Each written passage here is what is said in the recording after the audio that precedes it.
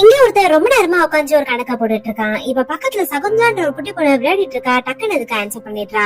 அதை கேக்குறவன் ஷாக் ஆகி இப்ப வேற ஒரு கஷ்டமான கொஸ்டின் எழுதி காட்டுறான். அந்த கொஸ்டினுக்கும் அந்த பொண்ணு டக்குன்னு ஆன்சர் பண்ணிடுறா. அதை பாக்குறவன் ஆச்சரியப்பட்டு இந்த பொண்ணு கூட்டிட்டு போய் அவங்க அப்பா கிட்ட விட்டு இந்த பொண்ணு கோடியில ஒரு பொண்ணு, பயங்கர இன்டெலிஜென்டான ஒரு பொண்ணுன்னு சொல்றான். அடுத்த நாளே சகுந்தலாவை ஸ்கூலுக்கு கூட்டு போயிட்டு அங்க இருக்க ஸ்டாஃப் கிட்ட மேத்ஸ்ல எந்த கொஸ்டின் கேட்டாலும் என் பொண்ணு கரெக்டா ஆன்சர் பண்ணுவான்னு சொல்லிட்டு அதை வச்சு அவர் நிறைய காசு சம்பாதிக்க ஆரம்பிக்கிறாரு. கொஞ்சம் வருஷம் கழிச்சு பார்த்தா சகுந்தலாவோட அக்கா இறந்து போயிடுறாங்க.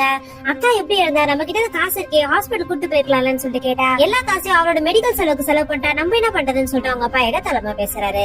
அதை கேட்கிற அந்த பொண்ணு கோச்சிக்கிட்டு அந்த வீட்டை விட்டே போயிடுறா.